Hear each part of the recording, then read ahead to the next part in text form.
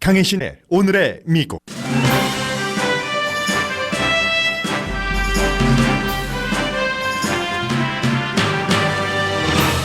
이 차 북미 정상회담에서 주한미군 철군 이슈가 어떤 형태로든 논의될지를 예상하기 힘듭니다. 트럼프 대통령이 애매모호한 말을 이어가고 있기 때문입니다. 주한미군은 미국 국방 예산안에 따라 대통령이 원한다고 쉽게 뺄 수도 없지만 국방장관 대행 체제에서는 가능하기도 합니다. 실제로 대통령이 어제 인터뷰에서 장관 대행 체제가 속도감이 있어 일하기 좋다고 말했습니다.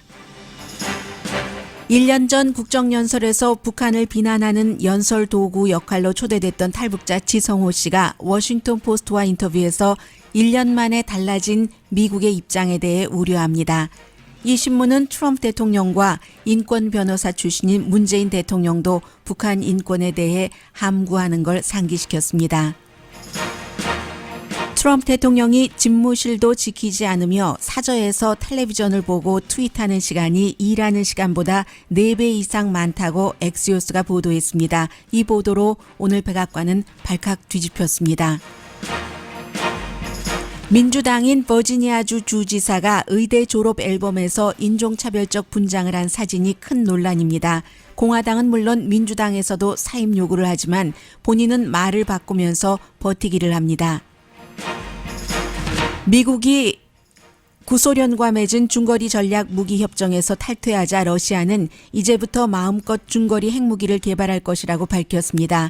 트럼프 대통령이 또 하나의 선물을 푸틴에게 줬다고 지적하는데 이 배후에도 존 볼턴 국가안보보좌관이 있습니다. 미국의 베네수엘라 정책의 중요한 목표에도 존 볼턴 계획이 들어가 있으며 트럼프 대통령은 쿠바를 잡기 위해 베네수엘라에 개입하고 있습니다. 엘살바도르에서 제3당의 카리스마 있는 37살 대통령이 탄생했습니다.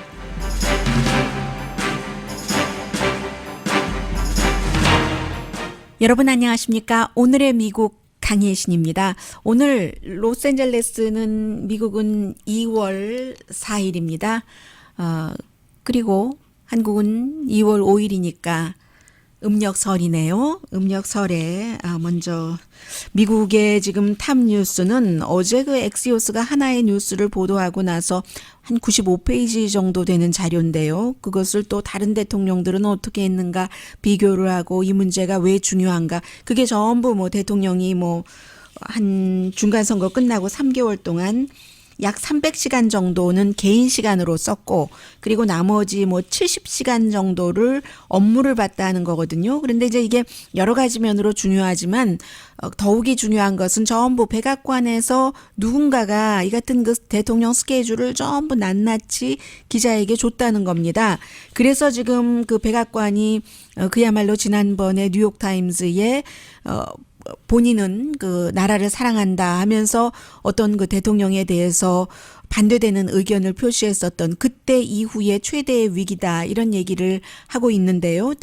게다가 되고 대통령의 지지도는 조금 올라갔는데요. 지금 아무튼 그래서 미국은 이게 굉장히 지금 중요한 뉴스입니다만 저는 어제 있었던 그 트럼프 대통령의 CBS 방송 그 Face the Nation과의 인터뷰부터 좀 전해드리겠습니다. 한 15분 정도의 인터뷰였고요. 그 가운데서 많은 이슈들이 나왔죠. 어제가 이제 슈퍼볼 있는 날이기 때문에 대통령의 막내 아들 베론이 3월 달에 이제 12살이 되잖아요. 우리 아들을 그 풋볼을 시키고 싶지는 않다. 뭐 이런 얘기도 했고 이라크에서 미군을 철군하지 않는다. 이런 얘기도 했고요. 그리고 뭐 특별한 일이 일어날 테니까 두고 보자 등등 많은 이슈가 있었지만 마지막 질문이었습니다. 제가 트럼프 대통령 음성은 들려드리지 않겠어요. 왜냐하면 뭐 새로운 내용이 없거든요. 다만 이제 주한미군에 대해서 어떻게 말했는가 그것을 좀 신경 써서 볼 필요가 있다고 생각이 되고 이 Face the Nation 어제 그 앵커였던 마가렛 그 브레넌이 물어봤습니다. 노스 코리아 하면서 언제 어디서 김정은을 만날 예정인가라고 물어보니까 트럼프 대통령이 말하지 않을 것이다. 그러나 내일이 국정연설 날이잖아요. 국정연설이나 아니면 국정연설을 하기 직전에 내가 얘기를 하겠다 하면서 지금까지 계속 말해왔던 정말 대단한 그 과정이 있었고 북한과 뭐 관계가 좋고 등등 뭐 새로울 것이 하나도 없는 얘기를 했습니다. 그랬더니 그 앵커가 다시 대통령은 그 아주 좋은 정말 트리멘더스한 그 프로그레스가 있었다고 하는데 but your 그 정보국장은 그렇게 얘기하지 않더라. 김정은이 아직도 그 핵무기를 포기할 뜻이 없다고 결론을 내렸다고 하는데 하니까 트럼프 대통령이 well, that's what 하면서 대통령이 제가 금요일에 방송할 때까지만 하더라도 트윗으로 정보국장이 그렇게 말하지 않았는데 가짜뉴스가 그렇게 얘기한다고 했잖아요.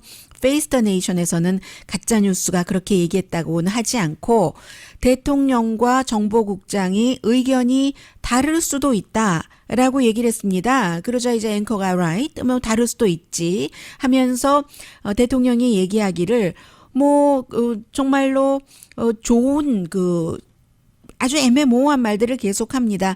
앞으로의 과정에서 굉장히 좋은 일이 일어날 수 있고 북한이 그 핵을 포기하지 않으면 경제 발전이 없을 것이고 핵을 포기한다면 정말로 대단한 그런 그 성과가 있을 것이고 I like him이라고 얘기하고 we have a fantastic chemistry라고도 얘기를 했습니다. 그리고는 늘 하는 말 we will see what happens 무슨 일이 일어나는지 두고 보자.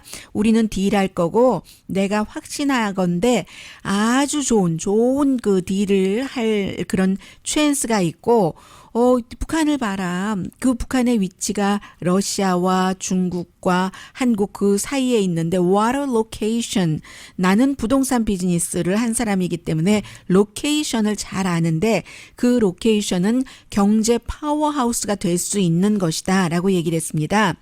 그랬더니 이제 앵커가 물어봤어요.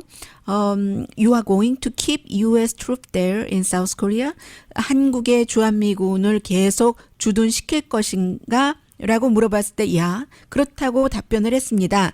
그러면서, 아직 거기에 대해서 뭐 얘기한 적이 없는데, maybe someday, 이 maybe someday가 뭐 얘기를 할 것이라는 건지, 주한미군으로 someday에 출근할 수도 있다는 건지 하면서, 그게 you know that's very expensive 하다고요. To keep troops there 하면서 I know we have 40,000 troops in South Korea. 40,000 troop은 아니죠. 28,000명인데 4만 명이라고 얘기를 했고요. 그건 굉장히 비용이 비싸다. But I have no plan. 그 주한미군을 지금 철군한다는 플랜은 없다는 거죠. 그리고 그런 것에 대해서는 아직까지 그 디스커스 논의해 본 적도 없다라고 얘기를 하면서 그 뒤에는 이제 차이나에 대해서 물어봤어요.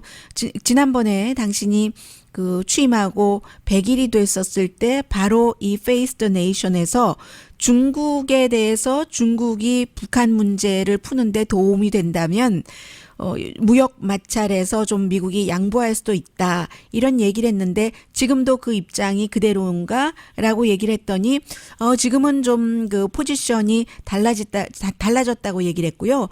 중국이 처음에는 그 북한 문제에 대해서 미국이 원하는 대로 해주는 듯 하다가 요즘에는 또 뭐 꼭 그렇지도 않다라고 얘기하는 이 정도로 끝냈습니다. 그래서 아마 내일쯤이면 대통령이 뭐 어떤 형태까지 얘기할지는 모르겠습니다만은 공식적으로 북한과 제2의 그 정상회담을 한다고 발표를 할 텐데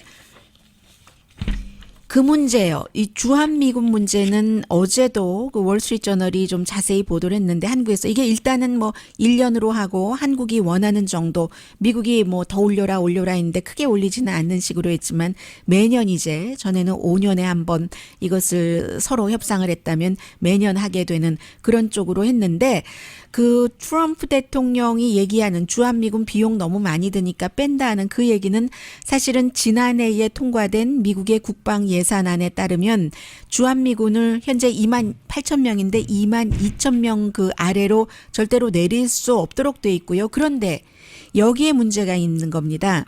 제임스 마티스 국방장관이 시리아 문제로 뭐 그동안 주한미군이라던가 북한 문제에 대해서도 굉장히 큰 역할을 했었는데 제임스 마티스가 주한미군은 한국에 주둔하는 게 미국의 이득이라고 계속 주장을 해왔는데 지금 그 사람이 빠졌잖아요.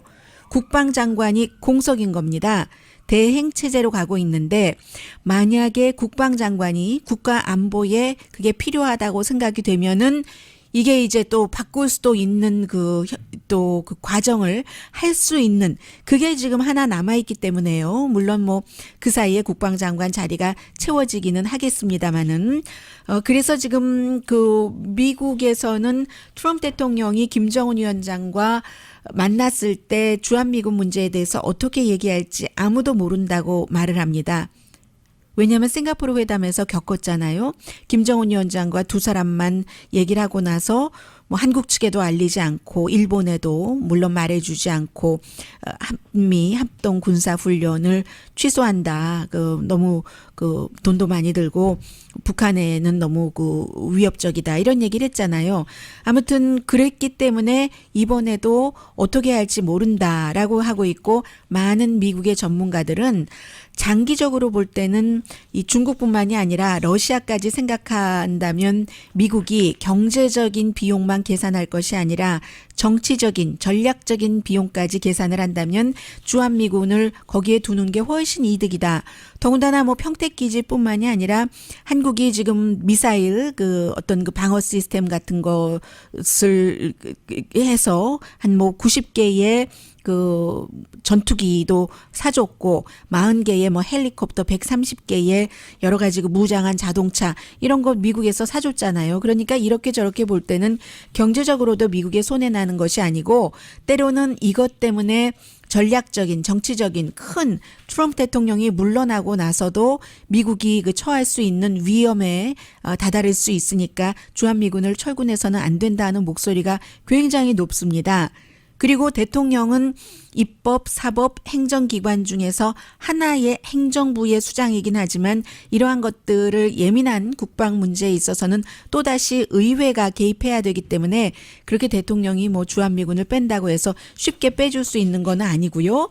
그러나 앞서 잠깐 말씀드렸던 CBS와의 인터뷰에서도 이 대행 문제를 물어봤더니 그렇게 얘기를 했어요. 지금 국방장관뿐만이 아니라 내무장관, 법무장관, 장관급인 백악관 비서실장, 환경보호국 장관, 또 무슨 예산국장, 내셔널 파크 서비스라든가 등등 많은 주요 연방 기구의 헤드가 지금 대행 체제거든요. 장관이 이렇게 많은 사람이 대행 체제인 것은 저는 정말 미국에서 처음 봤고요. 그런데 대통령은 그게 나에게 더 많은 내가 일을 할 수 있는 융통성을 준다. 플렉시빌리티를 준다고 했거든요. 일을 속도감 있게 할 수도 있고. 그런데 이러한 것들이 한국 문제, 예를 들어 뭐 한국과 국방에 연관된 이런 문제가 관련이 된다면은 미국에 굉장히 위험이 될 수도 있고 또 뭐 법적인 도전을 받을 수도 있고요. 그런 문제 때문에 이제 이슈가 되는 것이고 이 사이에 트럼프 대통령의 지지도는 지금 회복이 됐네요. 연방정부 문 닫기 전에 CNN의 여론조사 결과 39%였는데 연방정부 폐쇄 기간 동안에 37%였다가 지금 40%로 다시 올라가기는 했지만 뭐 대통령이 뭐 여러 가지 뭐 러시아 문제, 베네수엘라 문제 또 러시아와 또 뭐 전략 조약에서 뭐 핵 조약에서 탈퇴하고 이런 등등의 문제가 너무 어지러운 것들이 있기 때문에 대통령의 지지율은 흔들릴 수가 있고 그 사이에 이제 큰 것으로 북한과의 제2차 정상회담을 하는 것인데 오늘 워싱턴 포스트가 지성호 씨와 인터뷰를 했는데요. 지성호 씨가 1년 전 12월이네요. 그러니까 12월 달에 백악관에 초대받아서 갔고 여러분들께도 한 8분 정도 되는 것 일부를 들려드렸던 것 같은데요. 지성호 씨뿐만이 아니라 여러 사람이 함께 초대받아서 백악관에 가서 탈북자로서 여러 가지 뭐 북한이 이 정도다.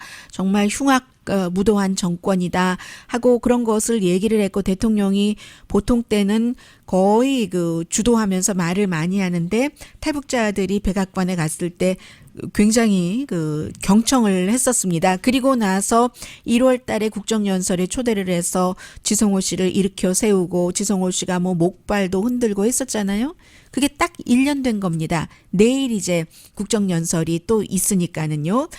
백악관은 이 부분에 대해서 그때는 그렇게 그 북한의 여러 가지에 대해서 인권 부분에 대해서 얘기하더니 지금 어떻게 된 거냐 물어봤더니 백악관이 지금 코멘트하지 않았다고 하고요.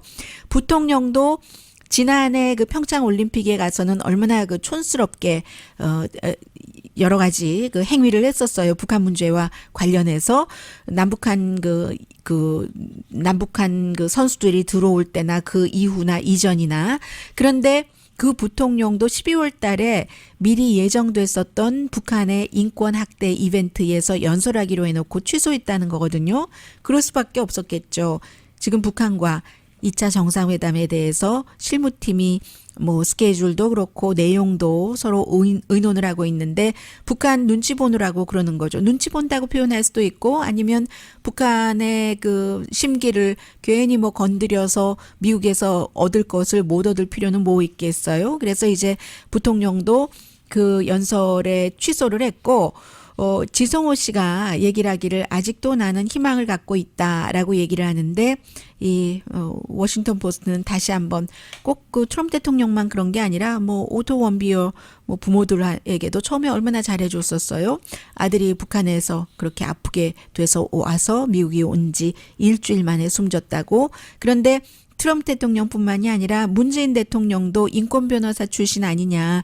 물론 뭐 강경화 외무장관도 이 워싱턴 포스트와의 인터뷰에서 늘 강조를 했었던 것이 지난번에도 우선순위가 있다라고 얘기하지만 그래도 문재인 대통령은 인권 변호사인데 어떻게 김정은 위원장을 3번이나 만나면서 북한의 인권에 대해서는 한 번도 얘기하지 않느냐.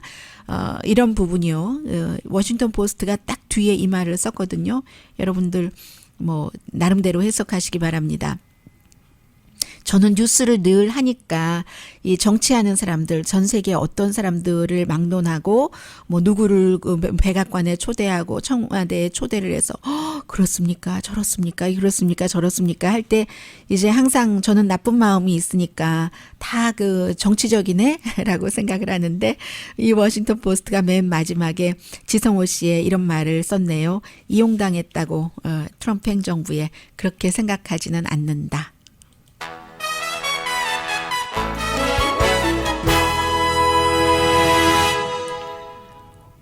그 정치인 이용 이게 나오니까 두 가지가 생각나네요. 한국에서의 시위와 베네수엘라에서의 시위. 한국에서는 이제 그 김경수 경남지사가 1심에서 뭐 그렇게 뭐 구속되기도 하고 이런 것이 있은 뒤에 양측에서 시위를 하잖아요. 경남에서는 사람들이 우리 그 지사가 풀려나서 일하면서 재판받을 수 있도록 해달라 하는 뭐 그런 그 시위가 있고 또 그 자유한국당 측에서도 여러 가지 지금 뭐 청와대나 더불어민주당이나 김경수 지사나 이런 것에 관해서 시위를 주도를 하잖아요. 정치권에서.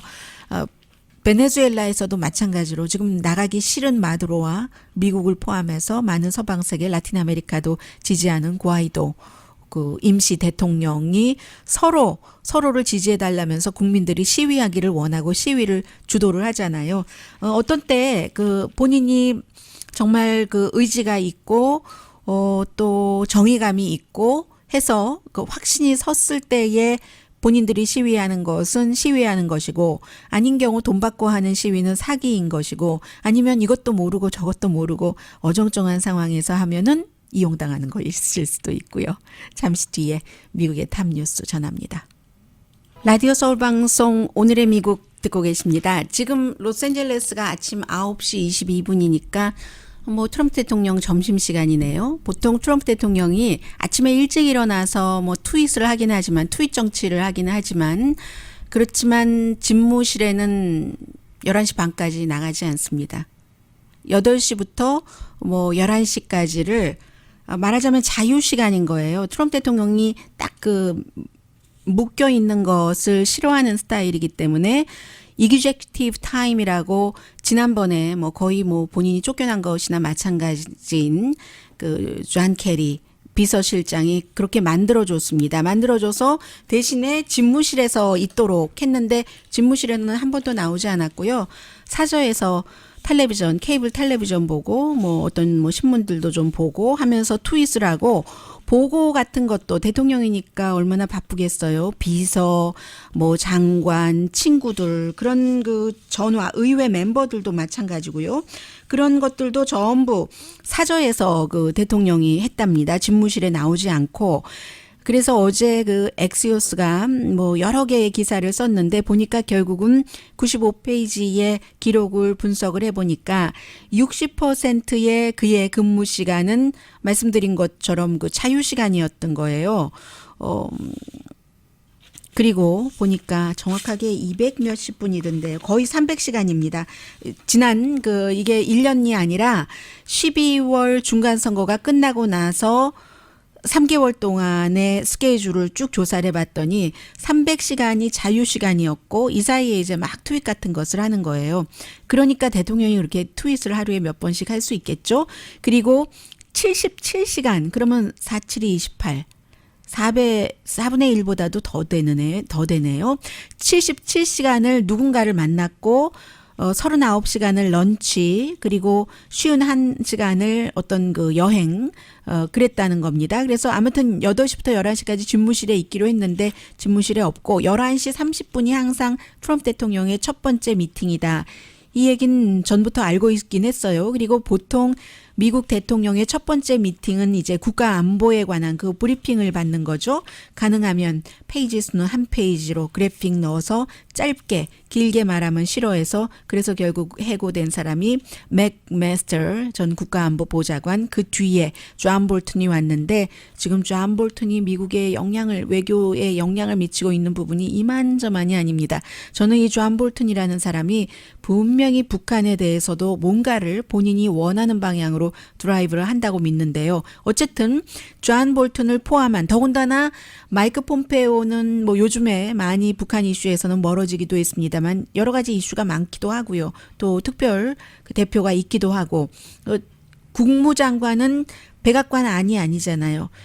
존 볼튼이 국무장관보다 대통령을 만나고 뭐 얘기하고 이럴 확률이 훨씬 많은 겁니다. 북한 이슈에 대해서도요. 아무튼 그래서 11시 30분에 이제 그 정보에 대해서 비서실장과 함께 비서실장도 지금 대행이고요.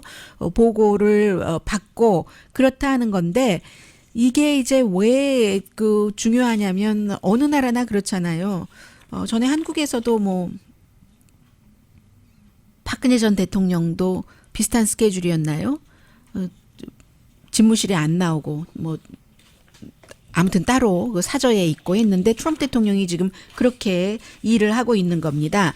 물론 대통령마다 다 스타일이 달라요. 대통령은 이제 본인의 스타일이 나는 이렇게 하면서도 어떤 사람보다 더 많이 일을 할 수 있고 나는 천재니까 다 그 대행을 두고도 일할 수 있고 해서 지금 미국이 뭐 대사 말고도 트럼프 대통령은 그렇게 얘기를 하는데 민주당이 그거 안 해줘서 못한다고 하면서 705개 상원의 인준이 필요한 자리 가운데서 150개는 아예 대통령이 지명조차 하지 않았거든요. 그런데 이거 민주당과 아무 상관없거든요. 왜냐하면 상원 인준은 공화당이 하는 건데 공화당은 그때나 지금이나 계속 그 다수당이었기 때문에 아무튼 그런 얘기를 하고 있습니다. 대통령은 사람 별로 없어도 된다고 하고 일하는 시간 많지 않아도 된다고 하는 것이고 그런데 예전에 그 아버지 대통령 같은 경우는 5시 15분에 일어나서 와이프와 아들 대통령이네요. 로라 부시와 커피 마시고 뭐 신문도 읽고 집무실에 한 6시 45분쯤에 갔다고 하고요. 그리고 이제 뭐 텔레비전을 보기는 하는데 그것은 사저에서 보지 웨스트윙에서는 텔레비전 보는 일이 드물었다고 이때는 이제 중요한 그 긴급 뉴스 같은 것이었겠죠. 그렇게 해서 저녁에 6시에 퇴근하고 뭐 저녁 먹고 이 사람은 그 바이크 타는 거로서 운동하잖아요. 그에 비해서 이제 그 버락 오바마 전 대통령은 잠자는 것도 일찍 자고요. 9시쯤이면 자고 오바마 대통령도 그 아침 나절 오후까지 스케줄은 좀 비슷한데 저녁에 저녁을 먹고 내려와서 조금 더 일을 하는 경우가 많았고 그리고 이제 그 또 이제 책을 읽느라고 새벽에 늦게까지 잠자는 이런 것들이 조금 달랐는데 지금 트럼프 대통령은 그렇게 보면은 빌 클린턴 전 대통령의 임기 초기와 좀 비슷하거든요. 그 당시에 빌 클린턴 대통령에게 많은 사람들이 좀 규율이 안 잡혀 있다 이렇게 얘기를 했었어요. 그런데 나중에 시간이 지나면서 클린턴 전 대통령은 아주 뭐 보통 거의 규칙적으로 9시에는 집무실에 나오고 이렇게 일을 했는데 지금 트럼프 대통령이 일하는 시간이 너무 모자란다라는 겁니다. 그래서 이게 도대체 백악관에서는 누가 이런 스케줄까지를 다 이거를 흘려보냈느냐 해서 굉장히 지금 분위기가 누구 너 하면서 아주 살벌하다고 하고요. 그리고 미국에서 어제 그제 굉장히 중요했었던 이슈 가운데 하나가 버지니아주에서 이 방송 듣고 계신 분들 안녕하세요. 버지니아주도 인구 비율이 달라져서 이제 백인이 아닌 유권자들이 버지니아주에 그쪽에서 이제 한 3분의 1 정도는 되면서 버지니아주의 라이프 노담이라는 주지사가 당선이 될 때 마이너리티의 엄청난 지지를 받고 당선이 됐습니다. 80%요. 블랙의 87%, 블랙 여성은 91%가 이 라이프 노담이라는 블랙도 아닌데 이 사람에게 투표를 했거든요. 그런데 이 사람이 이제 금요일에 오늘의 미국이 끝나고 어떤 게 있었냐면 25살 때입니다. 대학교 의대 졸업 앨범이었으니까 25살이면 미국에서는 성인이라고 하죠. 완전한 성인이죠. 대학도 아니고 뭐 고등학교도 아니고. 그리고 그게 1984년이었어요. 1984년이면 1800년대의 서부 개척 이런 시대도 아니고 뭐 1924년 중요한 또 이슈가 있었던 그런 때도 아니고 인권법이 통과되느냐 마느냐 그런 때도 아니고 최근인데 그런 때 의대 졸업 앨범에 이 사람이 한 사람은 KKK당 이제 마이크 같은 메가폰 같은 거 큰 거 이제 사람 다 쫙 가리는 그렇게 생긴 꽃갈 모자처럼 생긴 그런 것을 입었고 또 다른 사람은 얼굴에 이제 검은색 칠을 하고 이렇게 분장을 하고 그게 이제 KKK단이 유대인도 싫어하고 블랙도 싫어하잖아요. 졸업 앨범에 본인의 사진도 있고 양복 입은 사진도 있고 그런 사진도 있었던 거예요. 그래서 금요일에는 이 사람이 사과를 했거든요. 100배 사과하다가 토요일에 말을 싹 바꿨어요. 내가 가만히 사진을 들여다보니까 그 얼굴에 블랙 칠한 건 나 아니다 하고 이제 기자회견하면서 막 설명까지 하고 흉내도 내서 보기가 좀 민망했어요. 나중에는 그 와이프가 그만하라고 해서 이제 이 사람이 그만했는데 나는 거 아니다. 내가 생각해보니까 그 당시에 무슨 댄스 컨테스트 같은 것 하는데 내가 뭐 친구 구두약으로 얼굴을 검게 칠하고 이랬었던 적은 있지만 그 사진은 내가 아니다. 사람들은 이것을 인종차별주의적인 것으로 보는 거죠. 이제 더군다나 지난번에 뭐 샤롯츠빌에서 트럼프 대통령이 KKK단이나 뭐 KKK단을 반대하는 사람들이나 똑같이 좋은 사람도 있고 나쁜 사람도 있다 하면서 KKK단을 절대로 지금까지도 비난하지 않았습니다. 또 그 트럼프 대통령이 이 버지니아의 주지사는 어제 비난하던데요. 그래서 이 사람이 나 아니다라고 얘기를 하는데 아니었을 확률보다는 그랬을 확률이 훨씬 높다고 사람들이 보는 것이고 이 내용이 어떻게 1984년도 사진이 나오게 됐느냐면 저는 잘 보지 않는 거의 보지 않는 빅 리그 폴리틱스라는 이번에 좀 자세히 봤어요. 그런 아주 보수적인 웹사이트에서 이 사진을 낸 겁니다. 그래서 이제 이것이 드러났고 그러자 공화당이 먼저 공화당 민주당 뭐 거의 동시였던 것 같아요. 민주당도 전부 이 사람 물러나라라고 하고 있거든요. 물러나라고 하는데 본인은 지금 안 물러난다고 하고 만약에 주지사가 물러나면 부지사가 이제 일단 대행을 하게 될 것 아니겠어요? 그런데 그 부지사도 역시 같은 빅 리그 폴리틱스라는 데서 예전에 언제였나요? 아무튼 전당대회를 할 때 어떤 여성을 성추행했다 하는 것을 지금 막 내보내고 있거든요. 그 여성 자체가 뭐 스탠포드 대학교의 조교수인가 하는 사람인데요.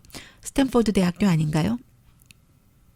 네, 스탠포드 대학교 연구원으로 일을 했었군요. 바네사 타이슨이라는. 그런데 이게 그 당시에 많은 언론이 조사를 했었어요. 이 사람이 이제 부지사 그 후보고 이랬을 때 하다가 결국은 증거가 없었기 때문에 워싱턴 포스트를 포함해서 많은 그 언론에서 보도를 하지 않았었던 거거든요. 그래서 이 부지사도 지금 문제가 되고 있고 이게 이제 그 공화당의 타겟인 거고 민주당은 이럴 때 항상 자당의 그 주지사고 정치인이지만 빨리 넌 물러나라 합니다. 그럴 수밖에 없어요. 민주당이 소수인종의 권리를 굉장히 그 보호하는 당이기 때문에 그럴 수밖에 없어서 이게 지금 미국에서는 트럼프 대통령의 개인 시간이 너무 많다. 또 집무실에 잘 있지도 않다. 또 집무실에 텔레비전이 있는 것을 보고 깜짝 놀랐다. 그때 누가 그랬던가요? 팍스 텔레비전에 크리스 월러스가 백악관에 가서 인터뷰하고 나서 그랬잖아요. 집무실 책상에 리모트 컨트롤이 있다는 것은 대통령이 거기서 자주 본다는 것,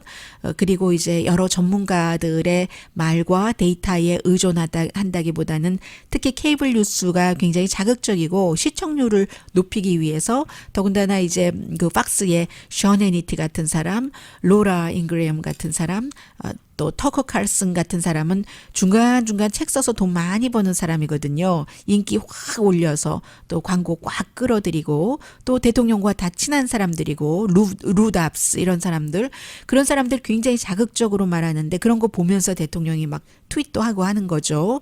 그래서 아무튼 오늘 이 두 가지 이슈가 대통령의 자유시간과 버지니아 주지사가 미국에서는 탑뉴스입니다. 잠시 뒤에는 존 볼튼을 여러 이슈에서 살필 필요가 있다 전해드립니다.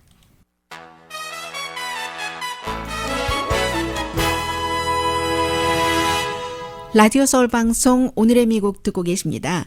네, 오늘 이제 그 유럽연합의 여러 국가들이요, 우리 다 베네수엘라의 마두로 대통령 물러나고 우리는 그 후안 과이도를 지금 임시 대통령을 대통령으로 인정한다 했습니다. 왜냐하면 어제가 일요일이고요. 뭐 세계 각 나라에서 이 방송을 듣고 계신 분들 시차는 있겠지만 유럽연합이 마두로에게 다시 그 선거를 하겠다는 그 날짜를 잡아라 하는 그 데드라인이었었거든요. 그게 끝났기 때문에 스페인, 또 영국, 프랑스, 포르투갈, 스웨덴 이런 나라들이 이제 마두로는 물러나라 하게 된 겁니다. 1월 23일부터 시작을 했어요.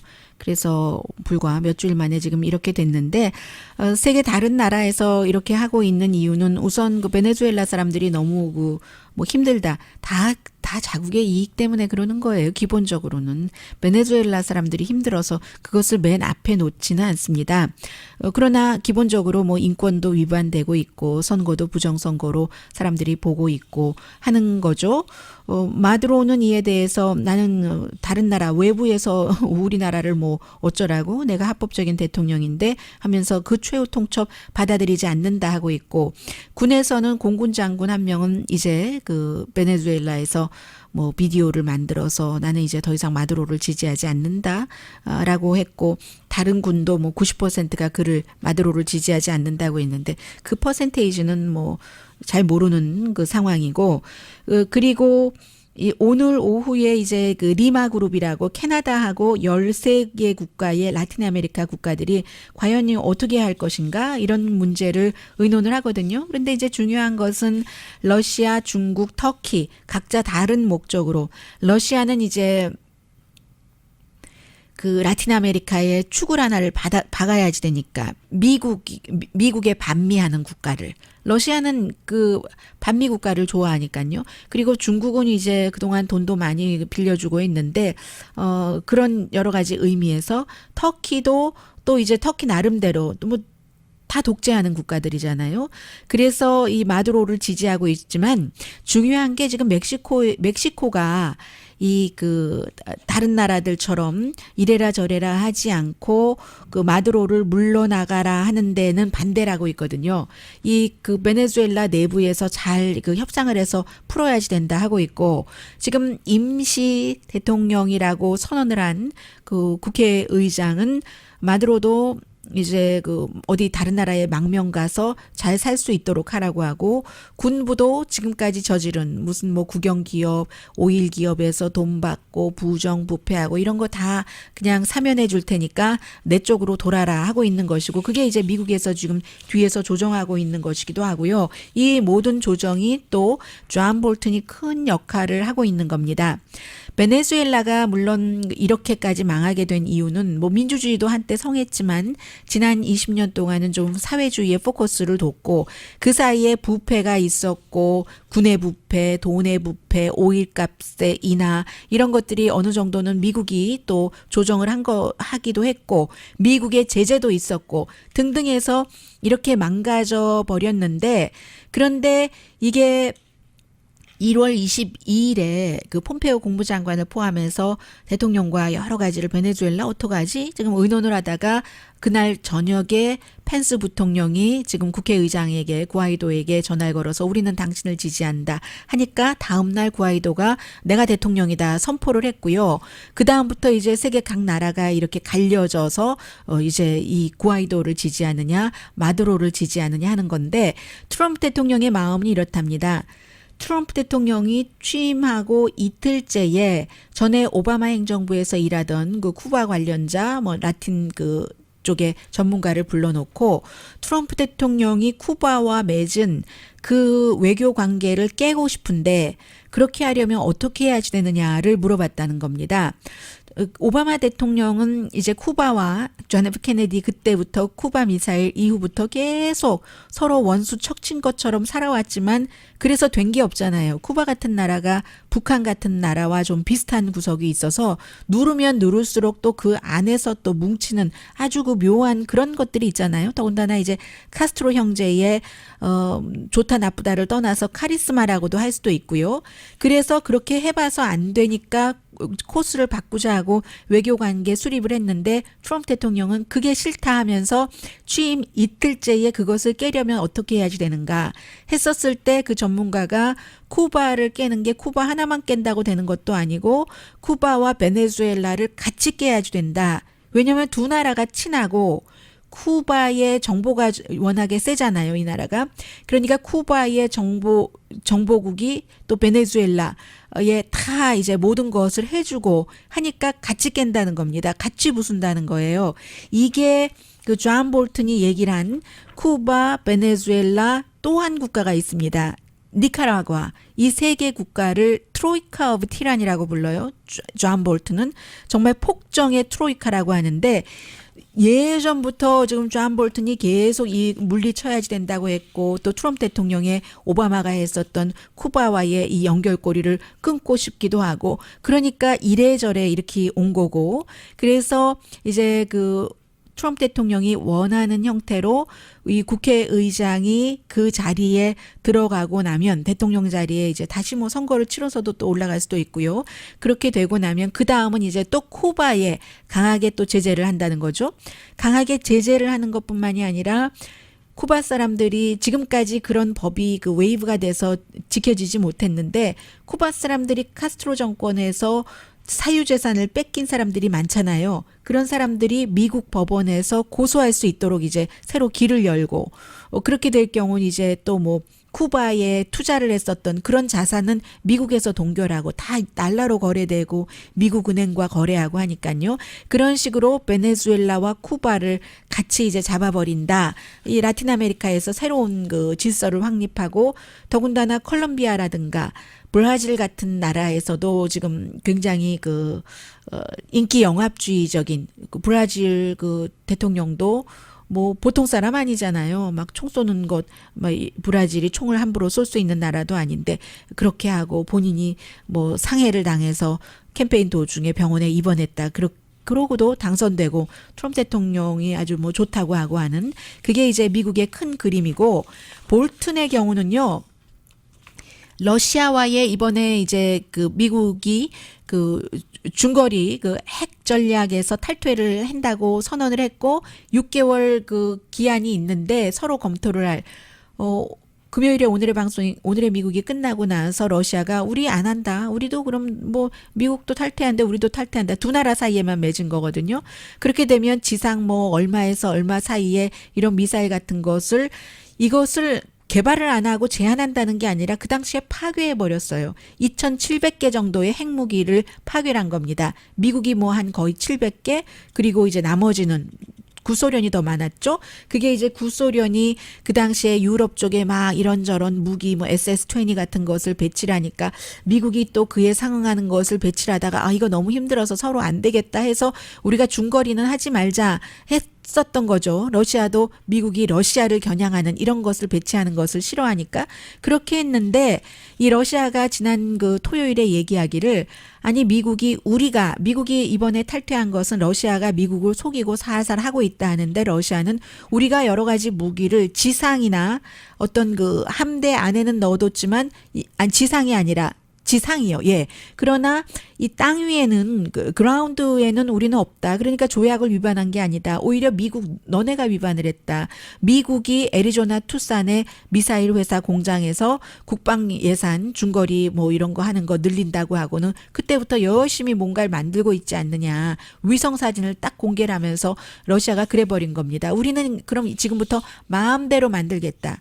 그럼 마음대로 만들 때 다시 이제 냉전 시대로 돌아갈 수 있는 것이고, 레이건이 만들어놨던 그 가장 그 뭐 좀 존중받는 고르바초프와 함께 했었던 그런 조약을 깨면서 푸틴에게 트럼프가 다시 선물을 주는 것이다. 이게 이제 오늘 워싱턴 포스트에 실린 그런 그 어피니언인데요. 그런 겁니다. 그래서 어떤 분들은 그렇게 될 경우 중거리 그럼 미국도 뭐 한국에도 뭐 배치하고 이러는데, 한국의 배치 맘대로 합니까? 한국의 그 현 정권이 그런 거 싫어하면 못하는 거죠.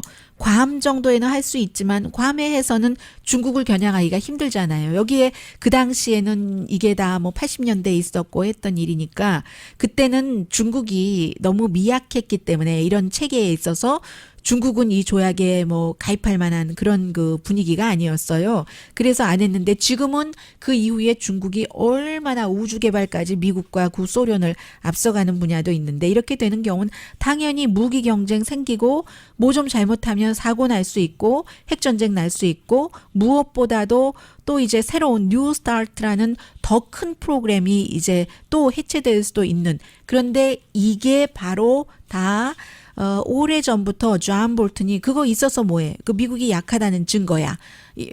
그 무기 감축하는 것은 Church of Arm Control이라고 이 사람은 존 볼튼은 그렇게 부르고 있거든요. 그래서 존 볼튼 뜻대로 다 돼가고 있네. 뭐 이런 게 요즘 또 어떠한 그 무기 확장을 걱정하는 전문가들이 하는 얘기입니다.